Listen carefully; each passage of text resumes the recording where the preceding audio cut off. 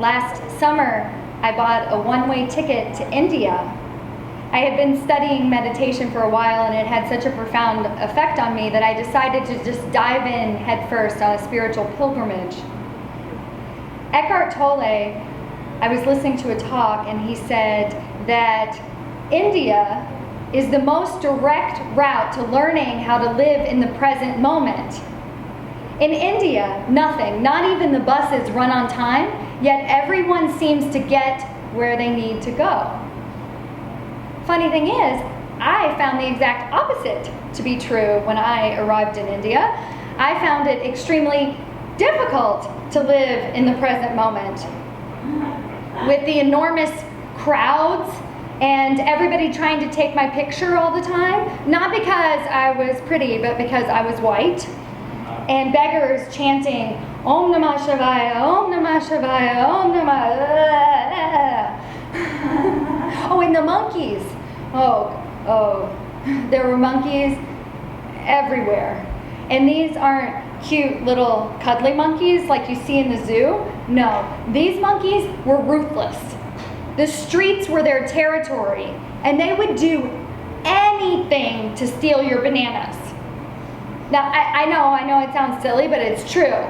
It would usually involve two monkeys approaching you from the front, and one trying to distract you as the other one comes from behind, leaps onto your bag, and starts hissing until you give up, drop the bananas to the ground, and then they run away with a big bunch of bananas and a happy day. One day I came back to my room and I could tell that it had been vandalized. Yes, like a good San Franciscan, I made a bag of homemade granola and brought it with me all the way to India. And I came back to my room and that granola was all over my floor. My heart jumped in my chest because I thought someone had broken into my room.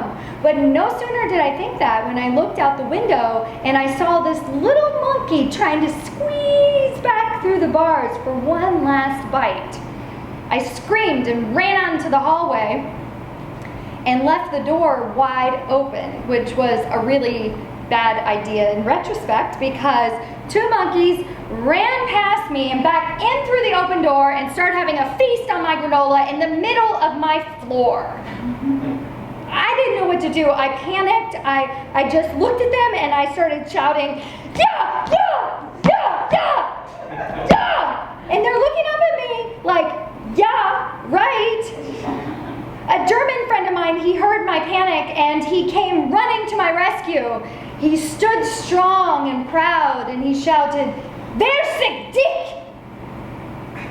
And those monkeys ran out of that room so fast they didn't even look back. That night I had really weird cartoon dreams about monkeys jumping on my bed, eating my granola, and using my toothbrush. In meditation, our mind is sometimes referred to as monkey mind, that it's always moving from a thought to a thought and never staying in one place for very long. Chogyam Trungpa, the founder of Shambhala and the place where I study meditation, he says it like this. The mind is like a crazy monkey, which leaps about and never stays in one place. It is completely restless and constantly paranoid about its surroundings. The training, or the meditation practice, is a way to catch the monkey to begin with. That is the starting point, to catch the monkey at the beginning. The next day, when I was sitting for meditation, I thought to myself, perhaps my method of screaming and shouting and panicking and yelling at the monkeys was not exactly the best approach.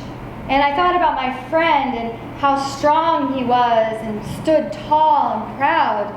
And "Wer sick dick" became my meditation mantra from that point on. When I was about to leave India, actually on my last night, the monkeys decided to give me a farewell party.